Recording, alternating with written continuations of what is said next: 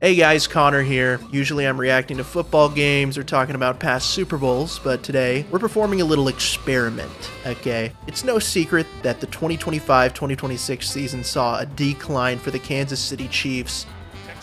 Stepping into it, putting it up. You've just got to be kidding me. Yeah, this team doesn't deserve to be in the playoffs. Whether it was Andy Reid being unwilling to adapt his offense to a more run-heavy, under-center scheme, like that of the Rams or the Seahawks, or the defense just giving up clutch conversions to teams who would have had no business doing so in the past, something's got to change. And that's where I come in. Today, we're going to be doing an epic rebuild of the Chiefs, spanning God knows how many seasons, and we're going to see if we can get Patrick Mahomes more rings than Brady, with the clock ticking down until his eventual retirement. Welcome to Season 3 of Chiefs franchise. Last year, we beat the Giants in an epic Super Bowl matchup for Super Bowl 62, filled with turnovers, drama, and we barely won it in overtime. And in the offseason, I decide to accept Josh Simmons' fifth-year option and end up franchise tagging Kingsley Suamataia to see if we can maybe keep him around for another year or trade him. I don't want the O-line to fall apart until we know we'll have the draft capital to find some replacements when, they start to get old. On to free agency we go, and first we need to address the backup QB position, picking up a personal favorite of mine, Joe Milton III. Ain't a nigga fucking with me, swear that's how I'm feeling. Young nigga was 16. Next, we make an offer to Isaiah Pacheco to get a cheap but serviceable backup for Jeremiah Love and bring him back. And after taking inventory of our lineup, I realized that we also need some backup tight ends for Holman. Our roster's pretty stacked still, and we didn't lose much to free agency as a ton of our difference makers are still on their rookie contracts. So I end up bringing back Cole Wilkins, our backup guard, for cheap, since he could actually end up being a starter after some more development time, and end up sending an offer to Wanye Morris to continue addressing depth pieces for our O-line and bring him back as well. I ended up finishing up our initial negotiations by making an offer to big old Darnell Washington, as I want good blocking tight ends on the team to help open up holes for Jeremiah Love. I head over to the trade center and shop around Omar Norman lot, since it seems like good defensive tackles grow on trees in the draft in Madden, and end up getting a 4th and a 6th round pick out of Arizona for him. So we sim ahead to the draft, and my goal for this one is to look for Brian O'Neill's successor and maybe round out our secondary and linebacker groups if we can. We dive right in, and we're just going to work with the picks that we have. Starting with pick 32, I end up convincing myself to grab an edge rusher, Artie McDaniel, who looks like he has great physical skills, and he ends up being a bit of a steal, being the 19th overall player and having hidden dev. Next, at the bottom of the second, Devin Powers,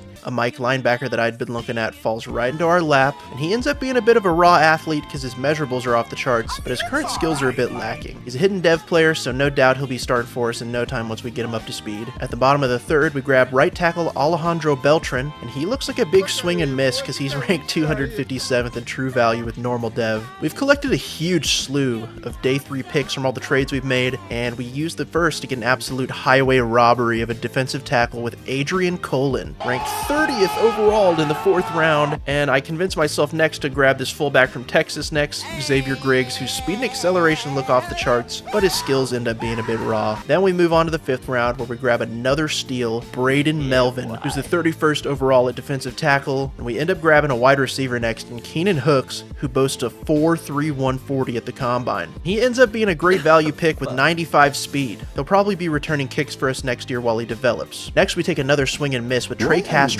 weak side linebacker that has UDFA talent, before swinging and missing again with a bit of a YOLO pick on the edge, Al Matthews. And with the last pick in the draft, I end up getting good value with the receiving back, Byron Vincent, who will be backing up Jeremiah Love. Ultimately, I'm pretty happy with this draft. We had plenty of picks to just swing for the fences, and ended up getting some guys who will eventually start for our already stacked roster moving into the regular season. We speed through training camp at this point, and I'm itching to see how we do in the regular season, as we kept all of our difference makers after winning it all the year before. Jackson Holman and Kevin Coleman are developing into absolute monsters for our passing game. We've got great depth all over the roster. This year, I'm deciding to switch up our scouts to look at juicing up the secondary, because I want to find a replacement for Brian Cook, and I don't know how long we're going to be able to keep Trent McDuffie, and a Patrick Mahomes contract is probably coming down the pipeline soonish as well. Week 1, we've got a great matchup against the Raiders and Fernando Mendoza. It's a vitally important game for the division standing later in the year. In the first half, it's a real dogfight, with Vegas going up early, but we managed to take the lead right before before halftime, and they keep going blow for blow with us in the second half. But with a last-minute score to Jackson Holman in the corner of the end zone, we pull away and barely hold them out of the end zone with the clock expiring, and win our opening week nail-biter at home 35-28. We sim up to mid-season, and we're doing great at 6-1. I decided to make a bit of a change with how we're using our coaching abilities for the rest of the playthrough. Until now, I've been using abilities to increase our performance on the field, but I decided to pivot into more of a player development strategy during the regular season till we get to the playoffs, focusing on abilities that give position groups more XP per week, opting to develop guys we have right now to increase future trade value, and whip more guys on the lineup into playing shape where they'd maybe just be rotting on the bench before. We take on Kenny Pickett and the New Orleans Saints in their house next, blowing them out in the second half, highlighted by a crazy 36-yard scramble for a touchdown by Unc Mahomes, and we take the dub 41-10 and improve to 7-1 so far. Simming ahead to the playoffs, we end the season with a dominant 15-2 record and the 1 seed, meaning we'll get a bye for wildcard weekend. Switching up our coaching abilities mid-season made a hell of a difference as everybody on the team is loaded with upgrades now. We still had guys putting up monster numbers during the regular season. Mahomes put up an elite stat line of 4,600 yards and 43 touchdowns through the air, with his right-hand man being Kevin Coleman Jr., boasting 1,450 yards and 13 touchdowns on only 87 receptions. Love had another outstanding season where he found pay dirt a whopping 19 times on the ground, and Leo Chanel, my glorious king, was our standout on defense. An absolute tackling machine with 144, 3 sacks, and 2 interceptions from the linebacker position. Jumping forward to the divisional round, we're taking on none other than our division rival and my #1 op, the Denver Donkeys. The game kicks off and we force a quick 3-and-out out of Denver, but on our first offensive play, AI Mahomes uses his special ability, get sacked and get us behind schedule. And on 3rd and 9, Riley Moss comes free on a corner blitz, forcing Mahomes to throw a duck that floats right to Zach Allen, giving Denver the ball at our 30. RJ Harvey immediately takes it right through the teeth of our defense for a blistering 25-yard gain that sets them up at our 3, where our defense miraculously holds strong, and J-Rod breaks it up on 3rd and goal from the 5. Being down 3-0 isn't the end of the world, and we get the ball back.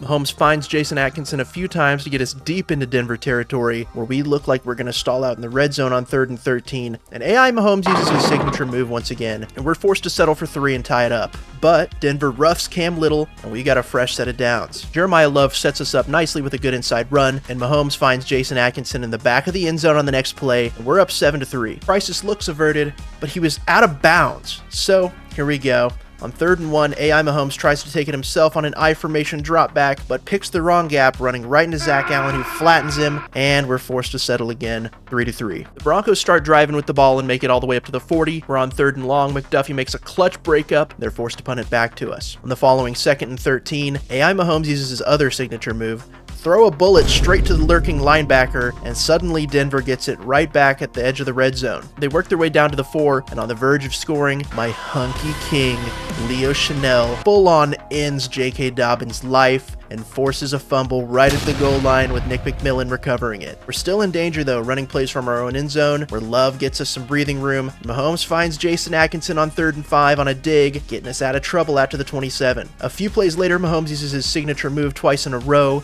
and Nick Bonito single-handedly forces a punt out of our offense. The Broncos start moving the ball, but Nick Bolton strips Nix near midfield and ends up setting up a 3rd and very long with a clean pocket. Nix delivers to Sutton, and the poor tackling allows them to pick up the clutch first down. They work their way inside the 10, and on 2nd down, X-Factor Nix fires it over the middle of the end zone, and they score with new wide receiver Gordon Bush, whose name sounds like he'd be NASCAR fans' favorite person, and they take the lead 10-3 right before halftime. I decide to hop in and see if we can pick up some points with 17 seconds left and 3 timeouts. We're able to get some yardage quickly with Denver giving us the sideline and work to the edge of Cam Little's range, and he slams in the 61-yarder right down Broadway to make it 10-6 right before halftime. Mahomes kicks off the second half with a big play-action chunk to Xavier Worthy over the middle, and we start dicing up the Broncos' defense methodically, easily working our way into the red zone, where Mahomes finds Coleman to get us inside the 10, and once again running free into the end zone to take the lead, 13-10. On 3rd and 10, our Mason Thomas comes flying off the edge and wrestles Nix down to force a punt from their 30, and we're back in business. Atkinson continues his big day with another catch over the middle to get him over 100 yards, and on the very next play, Mahomes fits it into a tight window for Jackson Holman, and we're back in scoring position in no time. On the following 3rd down, Mahomes buys himself some time with his legs and makes a homey throw over the middle, and we're in the red zone, where he finds Holman again underneath, and our stud tight end stretches over the goal line. We're up 10 on the Donkeys at home in the playoffs with a little over a quarter to go. The Broncos get a little motion with J.K. Dobbins on their first play. They stall out before being able to cross midfield and are forced to punt it back to us. Mahomes gets sacked again, leaving us with an almost irrecoverable 3rd and 15 where Mahomes tries a deep lob for Worthy, but Pat Surtain is with him stride for stride, and Denver gets the ball back with a chance to make it a one-score game. Mims gets a good return and they start off on their own side of the field. Nix and the Broncos offense start moving at a blistering speed with the deep ball up the seam to get them inside the 10, where Nix finds newly acquired tight end Isaiah Likely underneath our zone defense in the end zone to make it 17-20 with plenty of time left in the game. I decide to take over here because I'm not taking any more chances with AI Mahomes' acts of terror. Coleman Jr. takes it ahead on a spot route to get us a clutch first down on 3rd and 9 before we put it in Jeremiah Love's hands next on 3rd and inches. We were successfully bleeding the clock, but a score would be ideal. Love gets another clutch conversion from the gun, and Denver takes the rest of their timeouts. We get another conversion to Jason Atkinson on a drag route, but his momentum carries him out of bounds, but not a problem as we take it to the 2-minute warning and roll into the right. We find Holman with tons of separation on a dig, and he takes it in for his score to put us back on top by 10, and Denver needing a miracle now. The Broncos are able to consistently move the ball on us, but it takes almost all the time off the board, and with one play left, Nix finds Likely again, the clock expires, and we're moving on to the AFC Championship for the 2nd year in a row, getting back to our winning ways. We dive into championship week, and we're taking on Cam Ward and the rebuilt Tennessee Titans, who, judging by their overall, should be quick work for us. The Tits pick up a few first downs, but on 3rd and 3 from midfield, Cam Ward gets wrapped up by Gelati trying to scramble, and they get aggressive, going for it on 4th and 3, with Cam Ward chucking up a YOLO ball into double coverage, and they turn it over to us at the 50. We matriculate the ball down the field, and Mahomes hits Worthy for a big chunk play to get us to the 6. They hold up on defense, keeping us out of the end zone. We take a 3-0 lead on our first drive. Titans get it back and quickly go 3 and out again, ending with an R. Mason Thomas sack, forcing them to punt on 4th and 16. And we take over at the 38, where we kick things off with a Jeremiah Love dynamic run, where he jukes guys out of their shoes and weirdly fumbles the ball to himself as he eventually gets tackled. We keep it moving until we're inside the 10, and on 3rd down from the 5, Mahomes puts it on the sure-handed Kevin Coleman in the end zone, and we're now up 10-0 on them nearing the end of the first quarter. The Titans start to find something offensively and drive down deep into our territory before they eventually get to the 3, where Cam Ward hits their new wide receiver Thurman Hoskins on an out route, and they significantly cut into our lead 7-10. We get it back, and Mahomes takes a back-breaking sack from Jeffrey Simmons and friends, leaving us on 3rd and 14, where, what do you know, Jeffrey Simmons comes in again and gives him a big hug, and we're punting back to Tennessee from deep in our own territory. And on 2nd down, Cam Ward decided he felt a little Mahomey, running around backwards and taking a massive sack, setting up 3rd and 22, where he tries tossing it to Hunter Henry on the run, but it's broken up and they settle for a field goal to tie things up. Mahomes takes some more devastating sacks, and we punt back to Tennessee before they take it to the 2-minute warning, and they work well into our red zone, but we manage to get a tackle for a loss and hold them out on 3rd, and they settle for 3 to take the lead. We get it back with a little over 30 seconds to go. We manage to work our way into Cam Little's range, using all our timeouts, and he nails it, tying up the game once again 13-13 at half. We receive the kick and get the ball rolling quickly with a throw down underneath to Love, but we stall out after getting into Tennessee territory as Bashard Smith gets tackled with no chance for run after catch on 3rd down. Cam Little barely misses the long kick from 59 yards out, and we fail to capitalize. The Titans, however, march down the field with ease until they're at 3rd and 8 on our 11, and Ward runs into R. Mason Thomas, and we hold them to a field goal. By this point of the game that I thought was going to be cake, it was turning into a bit of a nail-biter. Next drive, we start by opening up the gates for Jeremiah Love, who rips off a big-time run up the middle before picking them apart piece by piece until we're in range to at least tie it. We keep going, and Mahomes finds Kevin Coleman running wild behind linebackers, and our new alpha receiver splits the safeties and takes it in to put us back on top for now, 20-16, nearing the end of the 3rd. Ward takes a huge sack from Grayson Halton to start the next drive, but immediately we bust a coverage, and Ward finds a guy running down the sideline to convert on a whopping 3rd and 19. Next play, Cam Ward play fakes and hucks up a piss missile for Quentin Johnston down the sideline, and the big receiver cooks our backup corner Cole Porter with a great catch and a score, and suddenly the Titans are back on top in a flash just outside the fourth quarter. We get some quick chunk plays out of Jeremiah Love and Kevin Coleman before grinding out some more tough yardage to get into the red zone, and a toss out to Coleman in the flat gets us knocking on the door at Tennessee's 3, where Love gets gang tackled in the backfield on first, but on second, Mahomes finds his favorite guy Coleman standing alone in the end zone, and we wrest away the lead from the Titans again at the start of the fourth quarter, 27-23. Tennessee starts moving with the ball, but they lose Hunter Henry to injury right as they were about to cross midfield, and on 3rd and 4, Cam Ward drops back and forces it over the middle, and J-Rod jumps it, but drops the pick, and they're forced to punt it back to us with 3:50 left on the clock and pin us back inside the 15. Our objective now is just to burn away the clock as much as we can while still putting ourselves in a position to score. And we start the drive with a big chunk play to Holman on a dig before Jason Atkinson cooks their man coverage on a zig route and picks up another first. The following 2nd and 10, O'Neal loses quickly on the right side and Mahomes gets pressured into a brutal sack, leaving us on 3rd and 18, and it turns into another as pressure comes straight down the middle in a flash. We're just outside the 2-minute warning, and we're going to have to leave the game in the hands of our defense as we punt it back to Ward with a chance for them to take the lead. Our defense comes out strong, once again putting them in an unfavorable 3rd and long, but once again, Cam Ward clutches up, finding his guy with inside leverage for the first down with the clock ticking. Once again, we get them to 3rd and 13, and this time Ward's forced to toss it into a double-covered corner route, and we break it up, forcing them to go for it on 4th for the game. Ward chucks it up for Johnston on a go route again, but Cole Porter holds up this time, knocking it away, and we're able to punch our ticket back to the Super Bowl, looking for a repeat with a gritty win. We're going to be taking on Caleb Williams and the Chicago Bears in Super Bowl 63, and I'm pretty confident that we've got this in the bag. Our team's overalls far exceed them, but it's all up to AI Mahomes not to commit too many acts of terror. The Bears opt to receive, and on the second play of the game, Caleb steps up and launches it right to our lurking safety, Jesse Campagnaro, who spins free of a tackle and returns it inside their 30, setting up Mahomes and the gang in premium position. Jackson Holman has early onset CTE on 2nd and 9, just allowing the ball to bounce off him without ever looking for it coming over the middle, but on 3rd down, Worthy's wide open coming over the middle, and we get a clutch conversion. A few plays later, Mahomes finds Kevin Coleman on a slant, and our boy fights his way in, and we punish Caleb Williams' early game mistake. Caleb Williams prances back onto the field, and I made a sudden realization that this Super Bowl would probably go down as the Zesty Bowl, as both teams boast the zestiest quarterbacks in the league. Anyways, they work their way back across midfield in no time and stall out at the 35. Luckily for us, settling for a field goal, we're back in action. Mahomes almost instantly launches up an absolute rainbow that lands right in the pillowy hands of Jason Atkinson, who I've nicknamed Mini Puka at this point, and suddenly we're up 14-3, and the Bears need to get something going fast, or this thing might just slip out of their hands. Caleb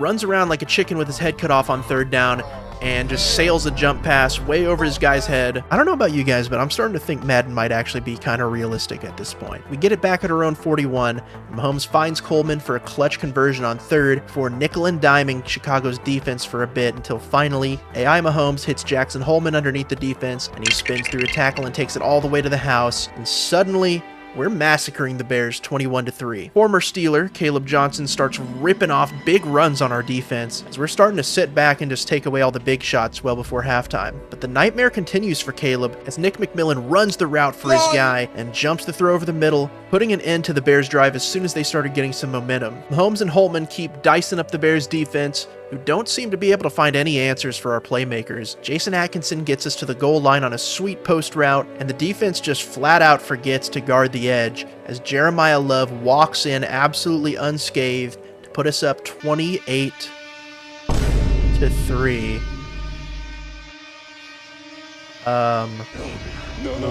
No, wait a minute. No. Well, guys, history decides not to repeat itself as the absolute train wreck continues for Chicago when they're driving in the 2-minute drill, and Leo Gilchrist, our superstar interior rusher, sheds his block and makes sweet love to Caleb Williams. And the ball flies right out of his hands to Ashton Gelati, who takes the fumble all the way for another score. And it's looking absolutely Jover right before halftime. As much as I'd like to say the Cardiac Bears came back in the second half and made things interesting after being thoroughly nutted on in the first half, well, not much happened in the second. Their backup running back, who was an X factor by the way, randomly went beast mode on us for an 82-yard home run on a basic inside zone handoff. Mahomes found Holman for his second touchdown reception to put us up 42-10, and we were able to just saunter away the game from there, possessing the ball, burning up the clock. I was super proud of the boys. We get a dominant blowout win in Super Bowl 63, going back to back, and I never needed to take over a single time in the game. It's enough to make a grown man cry. We come away with ring number 5 for Mahomes and number 6 for the franchise, tying the Steelers and the Patriots. I take a peek at the yearly awards, and Joe Burrow barely beats out Mahomes for MVP, but Jeremiah Love wins Offensive Player of the Year, and we're off to the offseason. Stay tuned for more, subscribe to the channel, and come back for Season 4, guys.